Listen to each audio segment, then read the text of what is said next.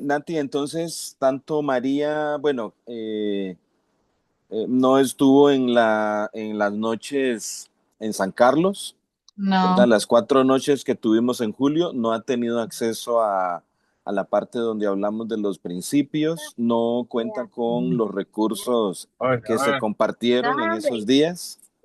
no, No. no, pero puedo compartírselos si ustedes me parece bien, se los puedo enviar para que los puedan y tal vez ver durante la semana, ¿verdad? Antes de la siguiente sesión. Por ahí anda Cata ya. Este iPhone, Eh, hola. sí, es que estoy llegando a mi casa, pero ya estoy, y ya ingresé. Ah, bueno, perfecto. ¿Vas a estar con este mismo, con el teléfono? Sí, señorita. Sí, ah, bueno, voy a cambiarte el Ujú. nombre, nada más para que nos quede aquí Gracias. en las tabs. Bien, gracias. Buenas noches, hermana Katy. Buenas noches. ¿Cómo ha estado? ¿Cómo ha estado? Muy bien, gracias al Señor. Con mucha expectativa de las clases, ¿verdad? Deseosa de poder conocer más para poder compartir mejor el Evangelio con quienes me rodean. Amén. Catalina también ha tenido acceso al material, Nati.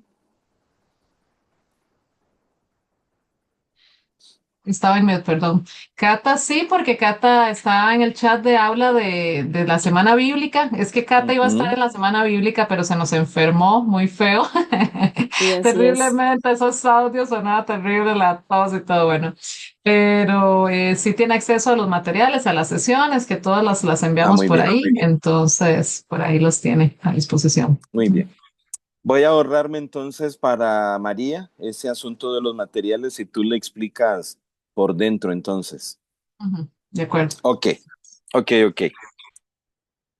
La educación cristiana es el esfuerzo consciente que hacemos para proveerle a los estudiantes criterios y herramientas para evaluar la realidad desde una perspectiva cristiana.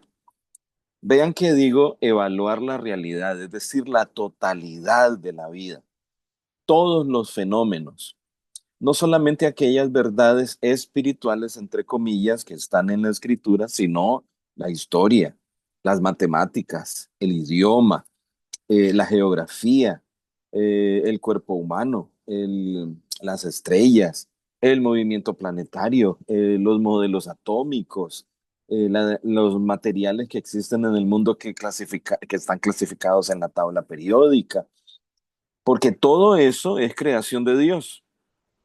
Por lo tanto, deben ser explicados por Dios mismo. He ahí una distancia entonces con la educación secular que le provee al estudiante un conocimiento, pero desvinculado del autor de aquello que se está estudiando. En una clase de historia, el niño es expuesto a una serie de hechos históricos que aparecerán en su libro de texto, pero que están desvinculados del señor de la historia. Así que no está haciendo clic entre esa información que se le está proveyendo y el carácter del Dios que está dirigiendo la historia según sus propósitos en Cristo Jesús. Entonces, no hablamos meramente de lecciones de Biblia, por eso hablamos de educación cristiana en un sentido general, en lugar de usar el término en un sentido restringido. En un sentido restringido, educación cristiana generalmente se refiere a la clase de escuela dominical o las clases que brinda la iglesia a los miembros. Por supuesto que es cristiana, pero en este entrenamiento la idea es proveer un marco referencial desde la escritura para interpretar la totalidad de la creación de Dios. Yo espero que eso sea discernible, entendible. Y ahora yo les voy a hablar específicamente de una aproximación, un enfoque. Se llama enfoque por principios. Hay varias metodologías cristianas para proveer una perspectiva cristiana de la realidad. Me parece que unas mejores que otras, unas más amplias que otras, algunas bien ambiciosas. Su servidor domina dos. Una de ellas se llama Educación Clásica Cristiana, pero no está a nuestro alcance porque ese currículo lleva latín y lleva griego. Entonces, es para que tiene como meta que los estudiantes lean la escritura en los idiomas originales, a hebreo y griego. No está a nuestra realidad aquí en Costa Rica. Entonces, no lo hemos adoptado. Este enfoque por principios es el resultado de una investigación de dos historiadoras y pedagogas cristianas llamadas Verna Hall y Margaret Slater. Ellas estaban estudiando la influencia cristiana en los documentos fundacionales de los Estados Unidos de América. Si han leído estos documentos o si tienen un poquito de acceso a ellos, se darán cuenta que todos estos documentos, las primeras constituciones, el acta de derechos, el acta de la independencia, etcétera, están embebidos en Biblia. Los cristianos jugaron un papel fundamental en la fundación de esa nación y muchas de sus instituciones, incluyendo instituciones educativas de educación superior. Así que ellas estaban estudiando qué era lo que los impulsaba a tener ese tipo de participación en la historia. Nosotros en Costa Rica no tenemos ese trasfondo. El cristianismo que llega a nosotros es mayormente un cristianismo que se ha centrado en la salvación del alma, en el desarrollo personal, que llamamos santificación, en la vida eclesiástica, la adoración, la alabanza, congregarse, el evangelismo, tal vez un poco de obras de misericordia, y, pero no hemos tenido una historia en que los cristianos hayan participado tan profundamente en la fundación de nuestra nación y en el rumbo general de nuestra historia como nación. Entonces estas hermanas estaban interesadas en este nivel de participación, pero también qué los había llevado ahí. Leyeron sus diarios, sus sermones, sus periódicos, sus libros, sus apuntes personales. Casi la mayoría formaron a sus hijos en el hogar. No había instituciones llamadas escuelas. Estas llegaron posteriormente. Y entonces de esa investigación clasificaron todo para tratar de hacerlo digerible y encontraron, o por lo menos así lo arreglaron, 7 grandes columnas, por así decir, que sostenían este enfoque. La palabra enfoque, como ustedes saben, significa una manera de ver, una manera de aproximarse. Estos cristianos se aproximaron a la historia que estaban viviendo a través entonces de estos conceptos que dominaban su corazón, muchos de ellos descendientes de los viajeros en el Mayflower que arribaron a las costas americanas en 1620. Traían bajo su brazo la Biblia de Ginebra, con las anotaciones de estudios de Calvino y otros reformadores de Europa. Así que tenían esta Biblia como su libro de gobierno, porque una de las cosas que les preocupó era cómo gobernarnos a nosotros mismos, cómo gobernar nuestras familias, cómo educar a nuestros hijos para la gran meta que se propusieron. Esa meta la plasmaron en un pequeño documento que se llama el Pacto del Mayflower. Antes de descender a tierra, desembarcar, los que venían en esta nave, 101 personas, se reunieron, la mayoría de ellos cristianos, y firmaron este documento que tiene como propósito principal edificar una comunidad de creyentes que llegara a constituirse en una ciudad asentada sobre un monte. Es decir, que pensaron generacionalmente, pensaron que Dios les había llevado ahí providencialmente. La providencia es la doctrina que enseña el gobierno de Dios sobre todas las cosas. Así que interpretaron que Dios les había llevado ahí y que su función era levantar una comunidad que fuera como un faro para el Evangelio. Lo que no sabían ellos es que su influencia sería tan profunda como para llegar a fundar una nación. Ellos estaban pensando en ser una comunidad de creyentes en sus familias y en sus villas, etcétera, pero Dios los sorprendió haciéndolos parte de los fundamentos de esa nación. Y entonces quiero compartir esas siete columnas, esos siete principios. Por eso se llama así, enfoque por principios. Para empezar, un principio tiene, o los principios son las características que Dios le ha impreso a su creación.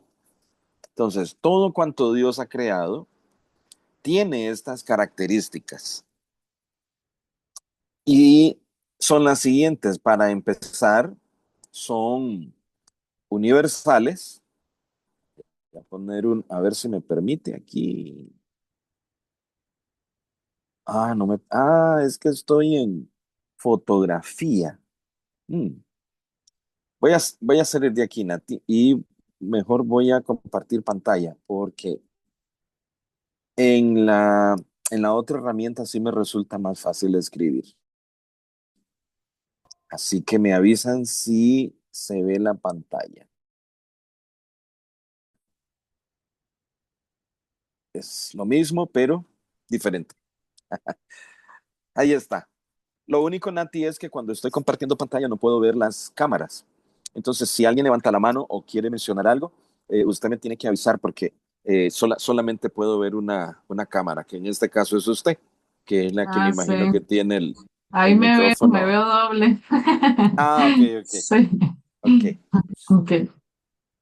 Entonces, las características de los principios bíblicos, esto lo voy a decir rápido, en San Carlos nos tomamos bastante tiempito para explicarlo, es que son universales, una U, están en todas partes. Puede ser que el no creyente no lo llame de esta manera, pero sabe que están ahí porque son características que Dios le imprimió a su creación. No se pueden negar, ¿ok? Puede ser que el no creyente les niegue que provienen de Dios o que no acepte estos nombres, eso es lo de menos, pero sabe que así es como es este universo, esta creación. Como son universales, son ineludibles, no se pueden evadir, no se pueden apagar, no se pueden cancelar. El no creyente puede tratar de falsificarlos, falsearlos, pero son ineludibles. Se va a encontrar con esas características en sí mismo, porque él también es una creación de Dios. Entonces son universales, son ineludibles, son abstractos, porque no son objetos, no son cosas, ¿ok? Son características inherentes de esta creación, pero no son objetos. De modo que no podemos decir, ahí hay uno. Sabemos que está en operación, pero no podemos decir, ahí hay uno. Así que abstractos son absolutamente necesarios. No podemos quitar ninguno de ellos porque son totalmente inherentes a la creación de Dios. No, ninguno de ellos puede ser prescindible. Son integrales entonces, en el sentido de que funcionan siempre juntos. Y además de eso, bueno, ya dije la palabra, ¿verdad? Integrales. Es un sistema. No, no es que uno dice, bueno, yo prefiero quedarme con el 2, el 3 y el 6. O a mí me gusta el primero y el quinto, como si fuera un examen de opción múltiple. No, esta es la realidad inherente tal como Dios la creó. Como pueden ver entonces, si han asistido a seminarios de gerencia, por ejemplo, a veces se dice, les recomendamos practicar el principio de la honestidad. Aunque podemos usar ese nombre de principio de la honestidad, no es un principio universal porque la persona puede decidir no ser honesta. No sucede eso con los principios bíblicos. Todo hombre que nace entra al mundo de Dios. Este mundo no está separado entre aquello que le pertenece a Dios y aquello que le pertenece a algún otro ente. No hay otro ente, no hay otro ser poseedor de nada de cuanto vemos. Él es el Señor con autoridad en los cielos y en la tierra. Mía es toda la tierra, dice el Señor, de Jehová es la tierra y su plenitud, y eso incluye el ámbito de la educación. Porque la educación es el proceso por el cual le transferimos a la siguiente generación las verdades que ocupa para equiparse para responder al llamado de Dios en su vida. La versión no cristiana de la educación dice que la educación es simplemente el proceso por el cual alguien se prepara para ser otro sobreviviente más, para que tenga un trabajo, para que pueda comer, para que pueda dormir, para que pueda volver a trabajar. El cristiano no está meramente sobreviviendo, se equipa para vivir para la gloria de Dios. Sabe que Dios le salva con un llamado, sabe que ese llamado se concentra en glorificar a Dios. La gran comisión es educativa, porque el Señor dijo, vayan a todas las naciones, enseñándoles a guardar todas las cosas que yo os he mandado. Así que la gran comisión es fundamentalmente educación. Estas son entonces los 7 principios. En este círculo están en orden lógico, partiendo de carácter arriba y luego moviéndose en el sentido de las agujas del reloj, encontramos individualidad, unidad y unión, poder y forma, autogobierno, mayordomía y siembra y cosecha. Empecemos con carácter cristiano. La palabra carácter viene de un verbo hebreo que significa labrar, marcar, tallar, esculpir. Ese es el efecto del carácter, ¿verdad? Somos conocidos mayormente por nuestro carácter. Nosotros no poseemos un carácter, somos un carácter, esa es la esencia de lo que somos. El carácter principal es el carácter de Dios. Carácter aquí no significa personalidad. Carácter aquí es naturaleza. Dios es espíritu. Esa es su naturaleza. Pero crea seres espirituales también, pero que habitamos en un cuerpo físico y están íntimamente unidos. Entonces, la palabra carácter o el principio de carácter declara que todo cuanto Dios ha creado tiene una naturaleza. Y fundamentalmente tenemos 2 tipos, ¿verdad? De naturaleza. O tenemos seres vivientes o tenemos creación inanimada, aquella que no tiene vida en sí misma. Entonces tenemos seres vivos y creación no animada. Todos los elementos de la tabla periódica, los objetos, las cosas.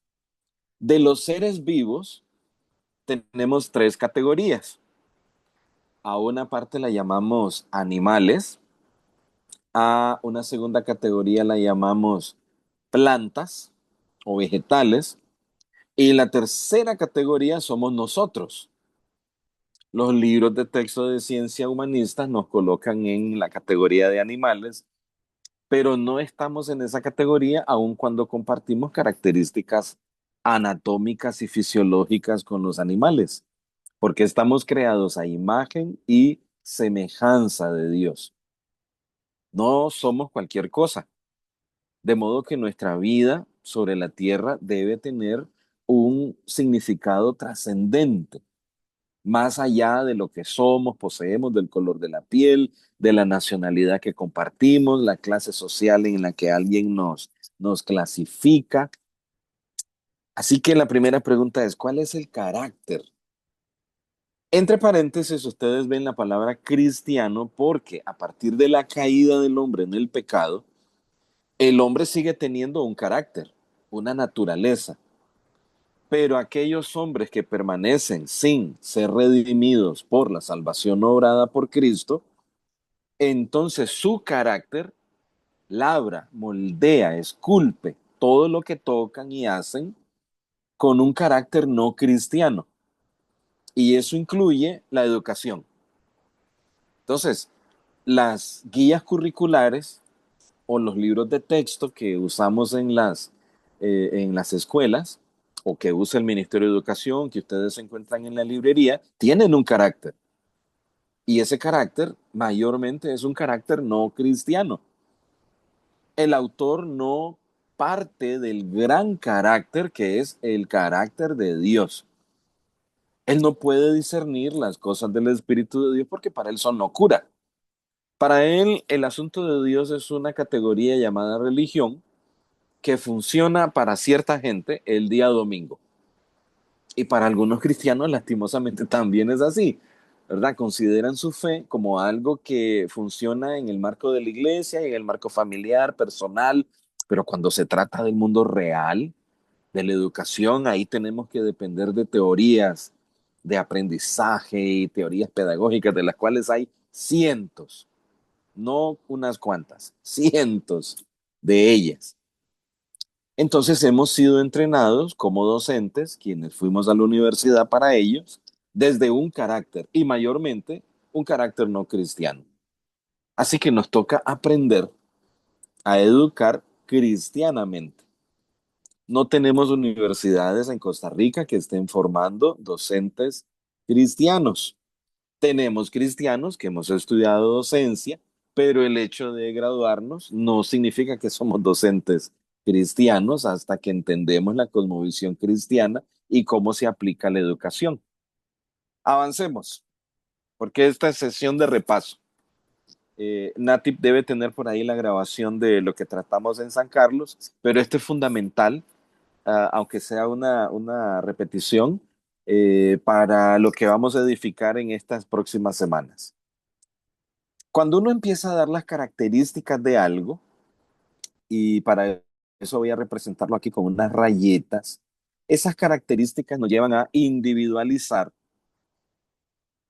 algo más general para caer entonces en la individualidad.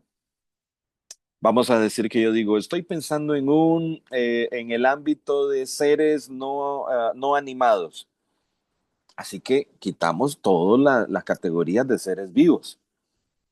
Y de ese ámbito del que estoy pensando de seres no animados, estoy pensando en un metal cuyo peso atómico es, creo, o número atómico, creo que todavía, si me acuerdo, es el 16 en la tabla periódica. Entonces eliminamos los otros ciento y tantos porque ahora solo tenemos el 16, que si mal no recuerdo es el oro. Si me equivoco, me corrigen después. No importa. El principio de individualidad dice que todo cuanto Dios ha creado en esta creación, valga la redundancia, es único. No hay otro sol. Hay miles, millones de estrellas en este universo, pero no hay otro sol como el nuestro. ¿Sí? No hay otros podrán tener ese tamaño y quizá ese brillo y esa composición y puede ser gemelo, pero no está ahí. Está en otra parte y está cumpliendo otra función. Aquí el docente cristiano, y permítanme decir mejor el educador, ¿les parece? Para referirnos tanto al que es docente como al padre de familia, llama la atención a lo único, a lo singular del tema. Cuando estamos, no sé, nos encontramos una mariposa en el jardín y nuestro niño pregunta por esa mariposa, es única, no hay otra, no habrá otra en toda la historia, esa es única.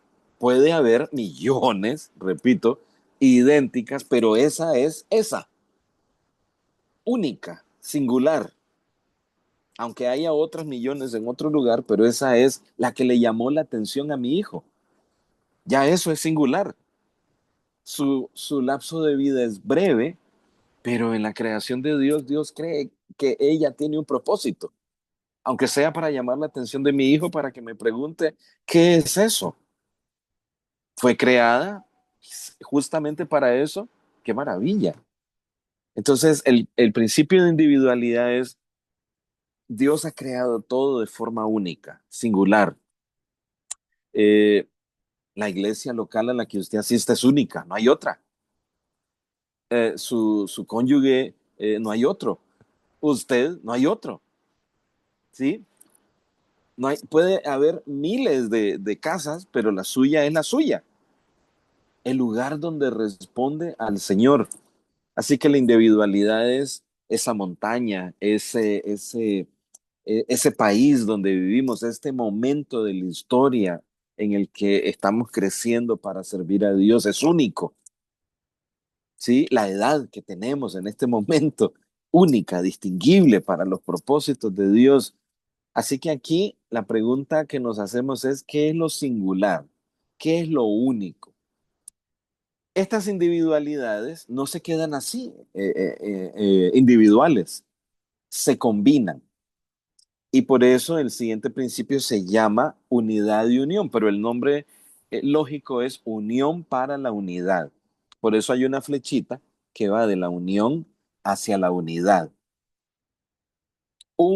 Su celular es un conjunto de piezas, cada una individual. Pero si lo desarma completamente, cosa que no le recomiendo, si lo desarma completamente, tendrá un manojo de individualidades, a no ser que pueda volver a unirlas de tal forma que cree una unidad, y la unidad siempre es mucho más fuerte, le confiere unas características que los objetos individuales no tienen.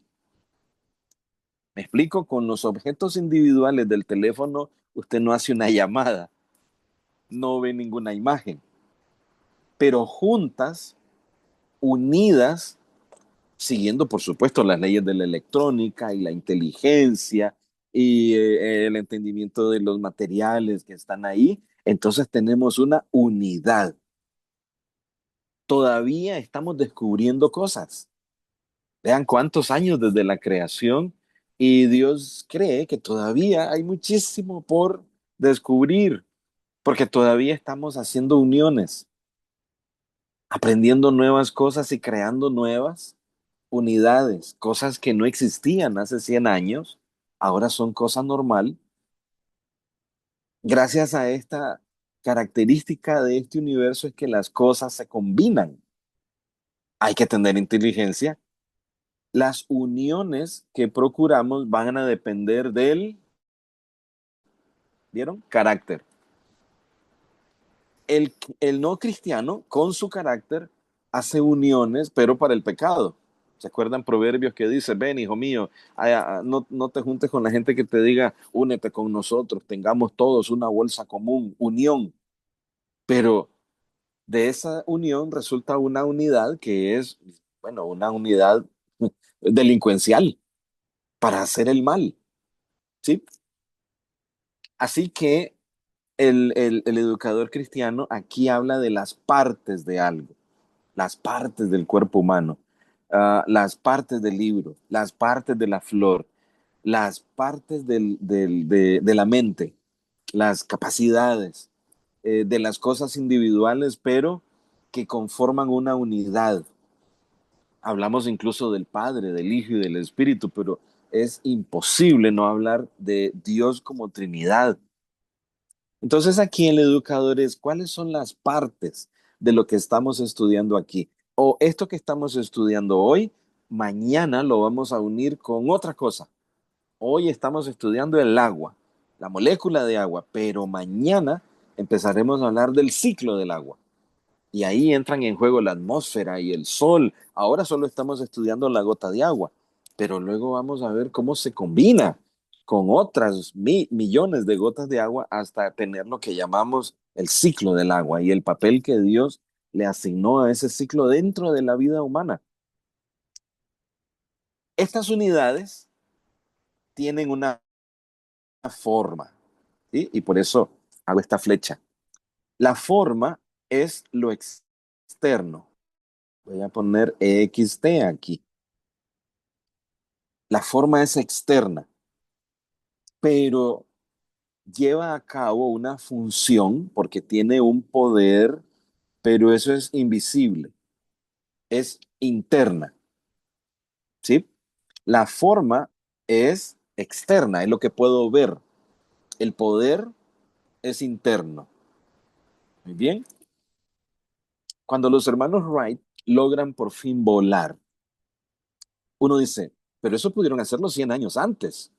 Sí, pero 100 años antes no contaban ni con el conocimiento, ni con los materiales, ni con la tenacidad de unos hermanos Wright, que logran diseñar una forma que logra aprovechar las leyes de la aerodinámica y logran levantar un objeto más pesado que el aire y sostenerlo por unos cuantos metros. Ni siquiera fue un vuelo lejano, pero ese día le hicieron clic con una forma y vean dónde estamos hoy. Ya no simplemente volando por la atmósfera, sino hasta volando en el espacio. Así que volvemos a unir carácter con forma y poder. Aquí decimos, muy bien, estamos estudiando la planta, podemos ya distinguir las hojas, el tallo, pero ¿cuál es su poder? ¿Qué es lo que hace la planta? Cómo es que llega a ser capaz de alimentarnos y brindarnos su servicio? ¿Puedes notar el carácter de servicio de esa planta? Se ha dedicado a través de la fotosíntesis a almacenar azúcar, ahora nos ofrece su fruto y podemos disfrutarlo, pero nos da energía, energía que ocupamos ¿para qué? Para servir a Dios, no es simplemente porque necesitamos vivir como si fuéramos máquinas a las que le ponen un aceite y gasolina. Mira la maravilla, mira esta unión de esta sabiduría de Dios de proveer el alimento por vía de esta maravilla, un laboratorio, verdadero laboratorio de química. Entonces aquí el educador cristiano llama la atención no solamente a la forma externa de algo, sino a su función, al poder, ¿sí?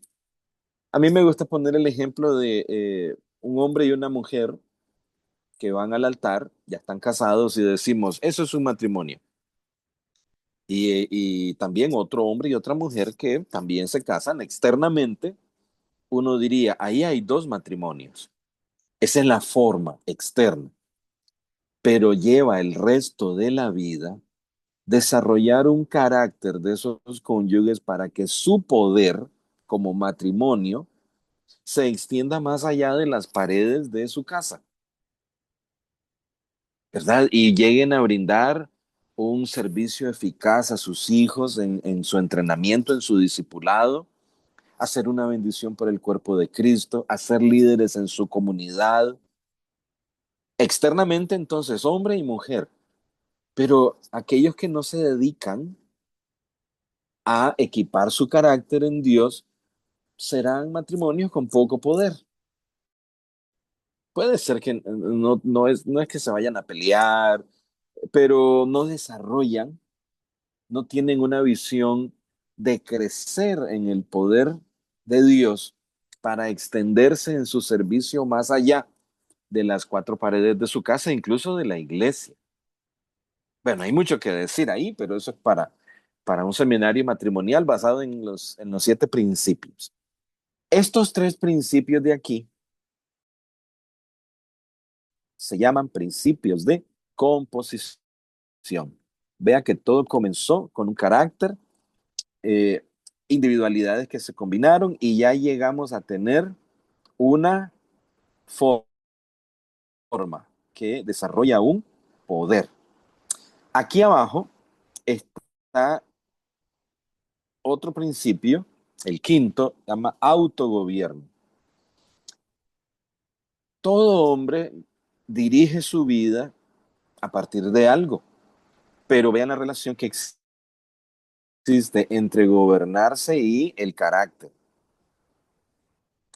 ¿Cómo me doy cuenta del carácter de alguien? Bueno, por la manera como se gobierna a sí mismo.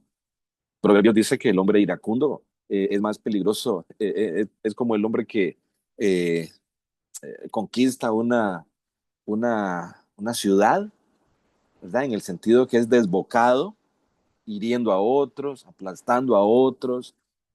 Así que gobernar es la acción de poner orden, ¿sí? Observen la relación entre carácter y autogobierno. Debido a que quiero gobernar cristianamente, entonces tomo aquellas individualidades y las uno de tal manera que crean una unidad que tendrá forma para crecer en el conocimiento de Dios y el servicio a Dios. Dicho de otra manera, me doy cuenta del carácter de alguien por las leyes que sigue, las leyes por las cuales se gobierna. En el caso del cristiano, estas leyes deben ser la ley de Dios. La exposición de tus palabras alumbra, ¿verdad? La suma de tus palabras habla uh, de amplitud, de entendimiento. Cuán grande, dice el salmista, es la suma de ellos. Si los enumero, se multiplican más que la arena. Aquí el educador se concentra en las leyes, normas y reglas que rigen la materia o asignatura. Ejemplo, estamos estudiando matemáticas, las tablas de multiplicar, y entonces decimos, ¿cuáles son las reglas que gobiernan la multiplicación? Una multiplicación es una suma continua, ¿verdad? Es una continuidad de sumas. Cuando digo 3 por 5 es que sumamos continuamente 5 veces 3. 3 más 3 más 3 más 3 más 3. Y la representamos por una pequeña X o un asterisco en algunos lugares, ¿verdad? Esta es la regla. Si dominas la regla, no tendrás problemas en resolver la multiplicación. El dominio cristiano, esto que es el señorío de algo, requiere el dominio de las normas y reglas de la asignatura. Pueden ser normas gramaticales, normas mecánicas, reglas relacionadas con la conjugación de los verbos. Hay reglas en todas las asignaturas, ¿sí? Criterios para distinguir una bahía de una isla, de una península, reglas por todas partes. Y en la medida en que domine esas reglas, se dice que alguien tiene señorío. Y esta es la finalidad del hombre, ¿no? Creados a su imagen y semejanza para que sojuzguen, muestren maestría, lo que algunos llaman experticia. Y esta experticia no es un fin en sí mismo, es porque quiero, cuando recibo el llamamiento de Dios, tener esa experticia como herramienta, ¿sí? Estoy recordando el caso de María, entonces, que su profesión no es meramente una vía para poner algo de alimentos en su mesa, sino una verdadera herramienta para el discipulado. Espero que este equipamiento le vaya mostrando poquito a poco cómo hacerlo. Vamos con los últimos dos. Quedan, en mi reloj hay 10 minutos. Nati, ¿en el suyo igual? Ok. Vamos con los últimos dos. La palabra mayordomía significa que todo cuanto recibimos de Dios, incluyendo nuestro entrenamiento profesional, ha de ser administrado como una mayordomía. Es decir, no es nuestro, no tiene como propósito simplemente eh, una propiedad egoísta sobre eso, es una destreza, una habilidad, un conocimiento, un talento, un rasgo, llámenlo como quiera, que debe ser administrado. Y esa es la palabra clave aquí en mayordomía. ¿Qué hay en esta lección? Si está estudiando con su hijo, ¿qué hay en esta lección que hay que administrar? Bueno, siempre hay que administrar el tiempo, sin duda alguna, para estudiar, pero hay otras cosas que administrar. Imagínense ustedes la ira o la frustración. Me imagino que han tratado con eso, cuando se han sentado con sus hijos a revisar un concepto. Resulta que no solamente hay que administrar el tiempo o administrar el conocimiento previo, el que apenas la semana pasada vimos, pero que ahora parece que mágicamente desapareció, ¿verdad? Sino que incluso la frustración, la distracción, la evasión de la implicación, hacia dónde me lleva esta lección. Así que la palabra clave del educador aquí es que hay que administrar para asimilar bien este contenido, que hay que administrar para esta lección de matemáticas o de historia o de ciencias, etcétera. Noten ustedes que la finalidad de la mayordomía es mantener la integridad de la forma. Esa forma que creamos, que tiene un poder, que se vaya haciendo más fuerte. El mayordomo entonces crece en su destreza de administrar ese concepto, sus ideas, su imaginación, las verdades matemáticas o las verdades de la sintaxis del inglés, etcétera, pero con la finalidad de crecer en poder, crecer en dominio, en experticia. Todo eso para tocar nuevas puertas, para tocar otras vidas, para usar eso como un puente. Ya hablaremos del puente la próxima semana. Pero la mayordomía se centra en el presente. Voy a poner aquí presente. Administro para que hoy esa forma no solo se mantenga, sino que crezca en poder. Pero también me interesa el futuro. Pienso generacionalmente. ¿Recuerdan que les mencioné lo de Berna Hall y Rosalie Slater descubriendo que esta gente pensaba generacionalmente?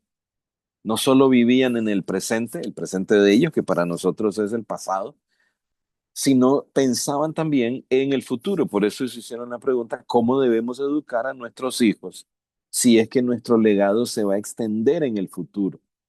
Y entonces tenemos el principio de siembra y cosecha. Significa que esas verdades que estamos aprendiendo en matemáticas, en ciencias, en química, cualquier asignatura, a su vez son semillas que sirven para producir una cosecha mucho mayor en el futuro. Hoy estoy aprendiendo aritmética, pero esa aritmética es como la semilla y posteriormente tendré que bregar con el álgebra, que es simplemente aritmética especializada, o con la trigonometría, viendo lo mismo pero en el área del círculo, o la geometría, etcétera. ¿Verdad? Siembra y cosecha. Aquí el educador cristiano se pregunta, ¿qué hay en el futuro? Porque esto que estamos estudiando hoy, hijo, lo estamos haciendo en el presente, pero nuestra mirada está en lo que viene después de esto, en lo que podrás entender mañana si entiendes esto que estamos viendo hoy, porque esto que estamos viendo hoy se convierte en la semilla de una futura cosecha, en todos los sentidos, de relaciones, de obras de arte, de un legado particular. Disculpen que haga una mezcla total con todas las asignaturas.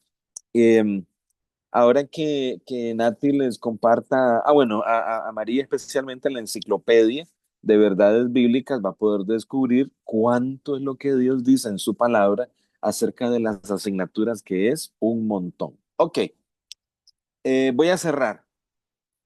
Tenemos entonces 7 características universales que están en la creación de Dios. Repito, el no cristiano no tiene problemas porque él, para creer que hay que administrar cosas, solamente que él administra no pensando como mayordomo. Él no está esperando un llamamiento de Dios, a menos que Dios lo sorprenda y lo haga su hijo como a nosotros. Pero él administra. Él sabe que él es él, individual. Él sabe que no es otro, a menos que esté enfermo mentalmente, pero él sabe que está en Costa Rica. Puede distinguir por medio de nombres las individualidades. Es alguien que piensa en el futuro, así que piensa en términos de siembra y cosecha. No piensa en un futuro en el que glorifica a Dios, pero piensa en un futuro. ¿Cómo lo llame? Eso es asunto diferente. Produce formas. El artista no cristiano también quiere expresar un mensaje que no glorifica a Dios, pero él no deja de producir formas y algunas veces las vende muy bien, ¿verdad? Tienen un poder, puede ser un mal poder porque produce canciones que deshonran a Dios, pero ven que es poder y forma, produce formas, se junta con otros. Ya vimos el caso de los ladronzuelos que se juntan. Así que puede ser que no reconozca estos nombres ni reconozca la fuente que viene de Dios, pero no puede evadir el hecho de que así es como es la realidad en la que vive. Este es el mundo de Dios. En el caso nuestro, y con esto termino, nosotros queremos usar esas características que Dios le impreso a su creación para equiparnos, equipar a otros, servir al Señor y cumplir el llamado por el cual Él salvó a cada uno de nosotros. Voy a dejar de compartir pantalla para cerrar. Vean, tenemos un aula. Nati le puso muy inteligentemente aula. A ver, ¿dónde está? Aula de enfoque por principios. Entonces, cualquier inquietud que surja, no nos va a dar tiempo de preguntas y respuestas hoy y posiblemente en las otras sesiones algunos minutitos, pero puede hacerlas llegar a través del grupo. Bien, gracias Nati, quiero respetar tu tiempo, sé que tienes esta reunión, pero hermana Catalina y hermana María, que no, el hecho que haya hablado a 120 por hora hoy ha sido una eventualidad por este asunto que Nati esté libre, pero van a ir entendiendo mucho mejor estos asuntos poquito a poco. Dense paciencia para irlos asimilando poco a poco. Gracias, Nati, cerramos contigo. Gracias a ustedes, sí. Les voy a compartir entonces las sesiones que tuvimos hace poco acá en San Carlos para que los puedan ver, ojalá una por semana, una por día durante la semana y ya para la otra semana venir más empapadas del asunto. Y sí, cualquier dudita, lo que quieran hacerle llegar a Don Donald ahí mismo en el chat. Les voy a Ujú. compartir mañana la grabación de esta sesión igual para que la tengan, la vuelvan a repasar, hacer más notas, volverla a escuchar y podamos venir más empapadas todavía con más preguntitas y demás. Demasiadas gracias. Sí, me disculpan solo por hoy. Es una reunión mensual que están retomándose en una fundación que trabajo. Entonces, como son puras mamás, solo hasta ahora se puede. Entonces, me disculpan ahí la premura, pero espero las No otras se sesiones, preocupen, cualquier Nati. cosita, tengamos más tiempo. Sí. Bueno, Dios les Que Dios, bendiga. Linda que Dios noche. les bendiga Muchas también. gracias. Buenas Gracias. noches. Buenas Realmente. noches, que Hasta luego. descansen.